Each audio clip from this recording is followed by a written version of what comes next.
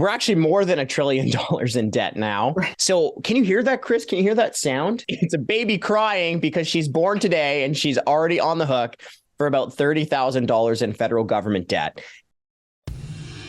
This is the Canadian Taxpayers Federation podcast, where we're dedicated to lower taxes, less waste, and more accountable government. I'm Chris Sims. I'm here in Alberta, where I'm the director. My good friend Franco, he's a federal director. He's holding down the fort for us there in Mordor, also known as Ottawa. So, Franco, you had like nerd Christmas.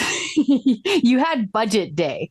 And for folks who have never experienced a budget lockup, it's typically hundreds of people into a massive room, and you kind of lock up a bunch of stakeholders and you lock up a bunch of journalists, and they all get to read the budget together with their calculators and pocket protectors. It's amazing. So you were in there all day, and you were going to get into stuff like, taxes, spending, debt, all that jazz. But first, I just need your first impressions. What was the overall sentiment coming out of that budget for you? The Trudeau government doesn't know what saving money means. It doesn't like know. It doesn't understand the sentence. Yeah, doesn't know, doesn't understand, does not compute. Look, before the budget, you had the finance minister, Chrystia Freeland, saying, "Oh, don't worry, folks, the budget is going to be prudent." Yeah. Okay. Okay. She even said, quote, the government is going to be, quote, exercising fiscal restraint and, quote, reducing government spending by more than $15 billion. Well, folks, let me just read you some numbers in budget 2023, okay? In 2022, spending was $470 billion. In 2023, spending will be $491 billion. Spending will then climb to $509 billion, $523 billion, then $538 billion, and then $556 billion by 2027. Does that look like saving to you? Look, here's a pro tip for all the politicians in Ottawa. If you increase spending by $85 billion, you're saving money wrong. Yeah. Okay. So a little admission here. So math is not my natural strong suit. Okay. I check my numbers like 60 times over because I'm paranoid I've got them wrong. I phone Franco. I get him to check them too. But I make sure that I know if numbers are going up or down. And those numbers sound like they're going up. How can Freeland claim that she's saving $15 billion if the spending is increasing every year by $85 billion in 5 years? How does that compute? Well, in Ottawa, saving money doesn't mean what it means everywhere else. In Ottawa, saving money means, hey, I just got a new Lamborghini instead of buying that Rolls Royce. That's what saving money means here in Ottawa. Now, look, Freeland in the budget said that the government will save money on consultants, on travel, across department budgets, in crown corporations. All that sounds lovely because we certainly do need to find savings there. But hold on a second, because in the budget, it says those savings, 97% of those savings in those areas I just said, 97% of those savings won't happen until at least 2024. Okay. Now, simmer, if you promise to start your diet next year, how serious are you about that diet? Right? Not serious, man. I'll be fatter. Yeah, that's just going to happen. Look, we don't have to wait until next year for Trudeau to stop billing taxpayers for a $6,000 per night hotel room. We don't need to wait until next year to stop giving bureaucrats beef Wellington and Carpaccio on flights when they're traveling internationally. And look, the government should stop handing bureaucrats hundreds of millions of dollars in bonuses right now. Doesn't have to wait until next year. So a couple things, folks. Remember, the savings that they're promising, the vast majority of those savings that I outlined for you aren't even going to be taking place until at least 2024. But then also the real point to remember is that overall spending is still going up by $85 billion between 2022 and 2027. So the government isn't really saving money. No, it's not at all. And something I want to remind people of, because I'll never forget, because I didn't actually know it. When you told me this, I think it was about 2 years ago, you said they were already spending like crazy pants before the pandemic, before the COVID mess, that they were even spending in one given year. I think you said they spent more than a given year of the Second World War. adjusted for, and then you said adjusted for inflation and population. I'm like, what? No. So this is a crazy amount of spending, but I think sometimes the numbers get too big and we can miss the specifics. What exactly are they spending all this extra money on? Well, the big thing is corporate welfare. As I was reading through this budget, it kind of reminded me of that like iconic Oprah moment, like everyone in the audience, you get a car, you get a car, you get a car, you get a car, right? Well, yeah, this is like a bad episode of the Oprah show. Instead of a car for every member in the audience, there is special taxpayer treatment for every business with green in its name. OK, so I was in that budget embargo, and one of the reporters went to the mic to talk to one of the government officials who is there to brief the stakeholders and the members of the media. And I couldn't believe it. I had to do a double take. Like when you're at the bar with your buddy and he says something so outrageous that you have to like put down your beer and time for you to go home. Yeah, exactly.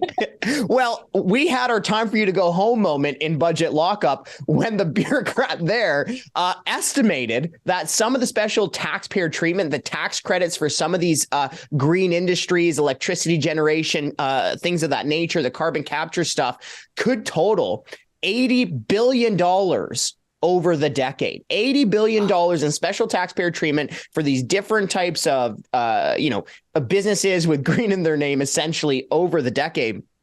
But hold on a second, there is more corporate welfare. The government is also putting taxpayers on the hook for $15 billion through in a corporate slush fund that they're dubbing the Canada Growth Fund. Now, we don't have that much details of exactly what's going to be happening, but essentially you have these bureaucrats that couldn't balance the budget of a lemonade stand running around playing investment banker with our tax dollars and putting us on the hook for potentially $15 billion. Now, in addition to that, we know that the government is spending a truckload of money giving it to Volkswagen, but the government still won't tell Canadian taxpayers just how many billions of dollars it's ponying up for the very large car company. And remember, this is on top of many, many years of corporate welfare, right? The $12 million the government announced for Loblaw, right? The $295 million it announced for the Ford Motor Company, the $372 million it announced for Bombardier, the around $400 million that it announced for the Algoma Steel Company. So this is not the first time we've seen massive amounts of corporate welfare, but some of these announcements in this budget, $80 billion over a decade in special taxpayer treatment for almost every business with green in its name, $15 billion through that corporate slush fund known as the Canada Growth Fund, the how many billions of dollars for Volkswagen. Like, this is serious money we're talking about, folks. We really are. This blows my mind. I've been to a few speaking engagements here in Alberta the last couple of months, and I keep on telling people like exactly your numbers you're saying here on how much they're blowing. And then add to the fact, we have unmoney right now. We are $1 trillion in debt. So when they're saying we're spending this, we're spending that, like I even told folks, if you started counting to $1 trillion right now, it would take you 30,000 years to count to $1 trillion. That's how much debt we're in. So I'm almost scared to ask you this because I think I know the answer. Are they ever going to balance the budget? Like, for reals, are they looking at the deficit? So here in Alberta, I'd like to believe them. They've said they're taking the deficit. They're taking the debt very seriously. They balanced the budget last time. They're going to start paying down the debt really hard. Very Ralph Klein style as far as their promises go. Federally, are they ever going to balance this budget? Like, when is that going to happen? Any hope that this government will or can balance the budget has vanished. It's vanished. I mean, this government has given taxpayers every single reason to believe it will never balance the budget. Look, the deficit in 2023 is expected to be about $40 billion. Now, if that sounds huge, it's because it is huge. And what's so crazy about this is that about 5 months ago, Freeland announced her mid-year budget update, and the deficit is somehow $10 billion more projected than what she said it was going to be like 5 months ago. So like, how does that even happen, right? And the best that this government is willing to do is essentially say, well, we'll bring the deficit down to $14 billion by 2027. Now, here's what's so crazy about that I mean, number one, really, that's the best you can do is bring the deficit down to $14 billion. Like, that's crazy. But number two, I mentioned that budget update only 5 or so months ago. They were forecasting a $4.5 billion surplus in 2027. Now they think they're going to have a $14 billion deficit. Isn't that the difference between like $18 billion? They're off by 18. I don't even know. Like it's almost difficult to even comprehend. It reminds me of the famous Anchorman quote where he comes home and he's like, what, talks to his dog. You ate the whole block of cheese. You know, I'm not even mad. I'm impressed. Well, I am mad. And it's impressive how good they are at wasting our money. But look, I think it could even be wishful thinking that they might even get down to $14 billion because this government has proven time and again that it's never met a budget target that it can't miss, right? Remember back in 2015, Trudeau said, you know, he'd run a few modest deficits. Little itty bitty deficits, I think is what then Prime Minister Harper said. Little itty bitty. Yeah. And then eventually balance the budget, in 2019? Well, he was set to miss that promise by $20 billion even before the pandemic. So look, like I said, I think taxpayers have every reason to believe that this government will never balance the budget. Yeah, that was before the pandemic. He was missing this boat, folks, because I remember distinctly chasing him around with Fibber. So we have a mascot that might look a lot like an Italian fairy tale about a boy who's a puppet and his nose grows really long when he doesn't tell the truth. And we just went to his events and took pictures with Fibber. Because if you don't keep your promises here in Taxpayers Federation land, you get a visit from Fibber. Now, it's hard not to get despondent and depressed over these numbers, but I think we really need to hammer them out. We mentioned the debt a little bit earlier. Can you explain exactly how much debt we're in? Like if I had the debt clock parked out front here in Lethbridge and fired it up, what would the number say? And what do the interest payments on that credit card look like? Well, we're actually more than $1 trillion in debt now. It's going to be about a little bit over 1.2 trillion by the end of the year is what they're projecting. So can you hear that, Chris? Can you hear that sound? It's a baby crying because she's born today and she's already on the hook for about $30,000 in federal government debt.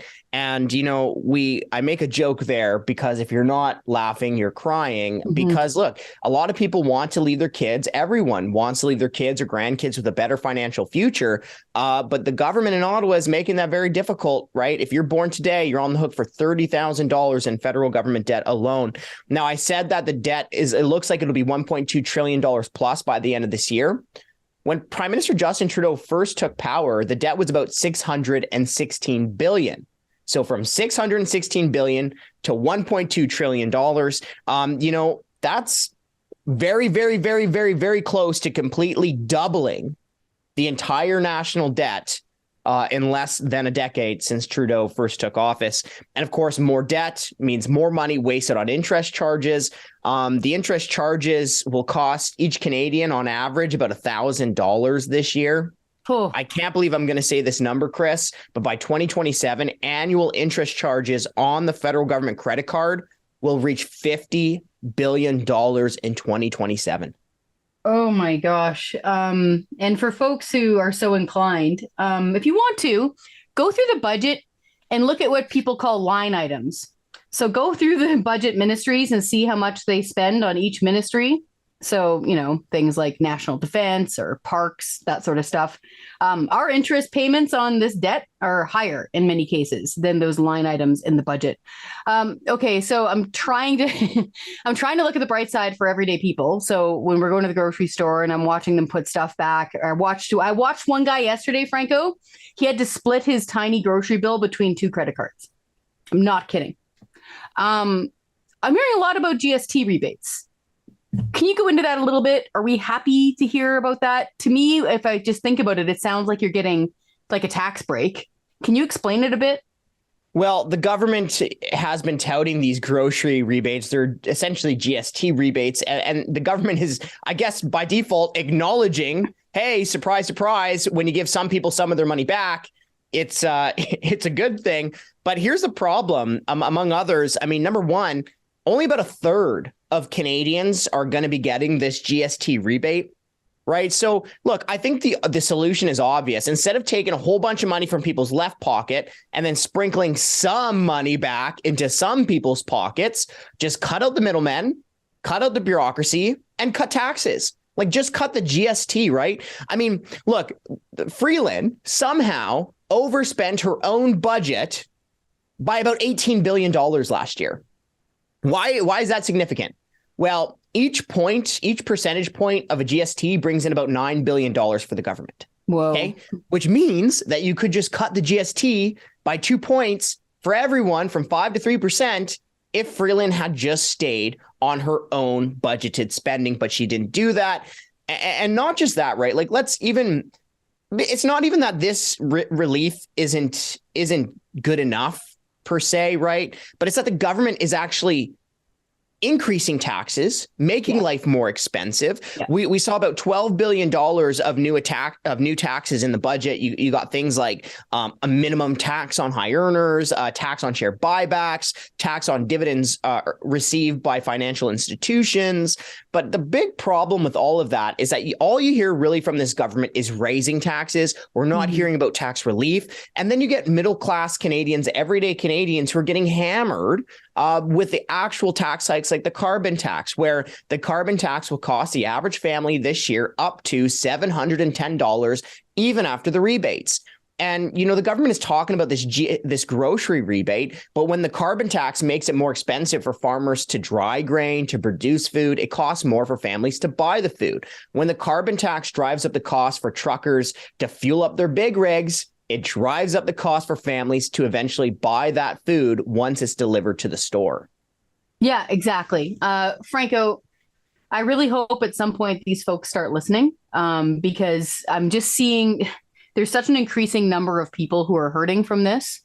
Like, I get calls now, I think once a week, from people who are saying something like, you know what, I'm working, both of us are working, we still can't make it. I'm actually considering using a food bank for the first time in my life. That's brutal to listen to that. And then to turn around and see this government constantly just blowing more and more money while hiking up taxes on nearly everything. We got to break through.